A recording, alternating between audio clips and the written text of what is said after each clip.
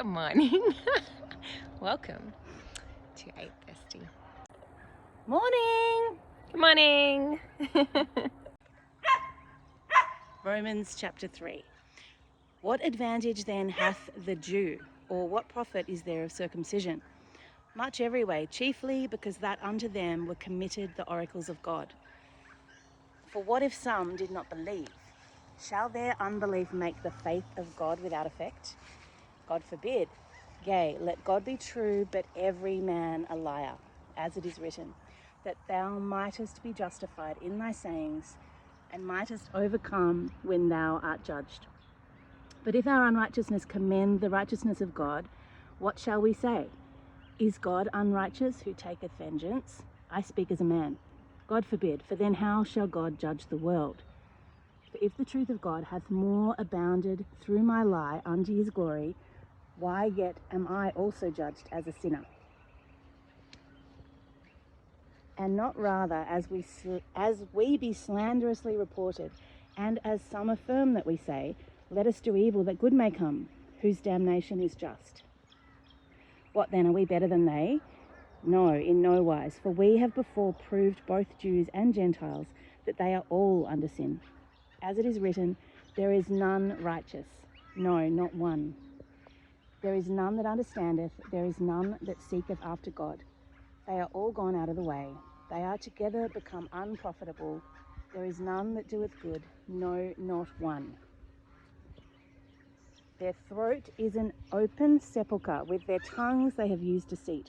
The poison of asps is under their lips, whose mouth is full of cursing and bitterness.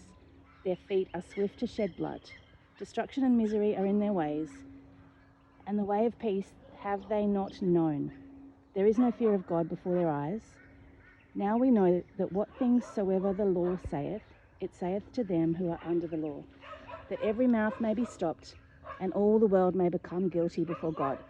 Therefore, by the deeds of the law, there shall no flesh be justified in his sight, for by the law is the knowledge of sin.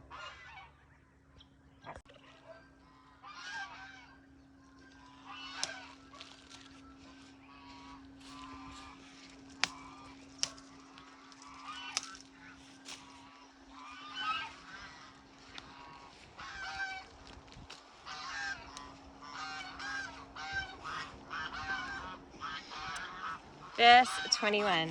But now the righteousness of God without the law is manifested, being witnessed by the law and the prophets, even the righteousness of God, which is by faith of Jesus Christ, unto all and upon all them that believe.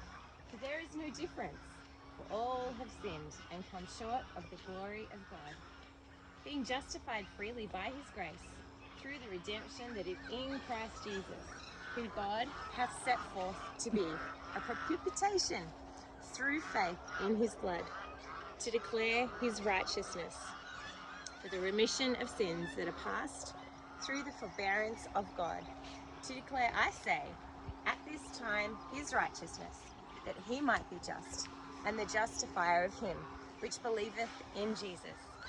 Where is boasting then? It is excluded. But what law? Of works? Nay, but by the law of faith. Therefore we conclude that a man is justified by faith without the deeds of the law. Is he the God of the Jews only? Is he not also of the Gentiles? Yes, of the Gentiles also. Seeing it is one God which shall justify the circumcision by faith and uncircumcision through faith. Do we then make void the law through faith? God forbid. Yea, we establish the law.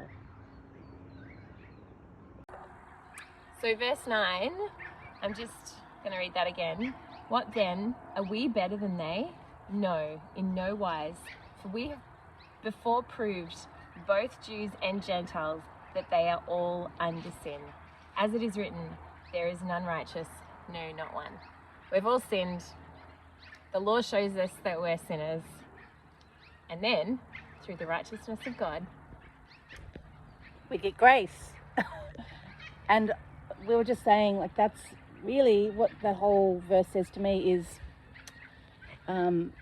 we needed the law so that we could understand what a gift grace is. That's right. Exactly. So we'd love to hear what you guys have found through the studying of Romans chapter 3 as well. Have a great day. Have a great day.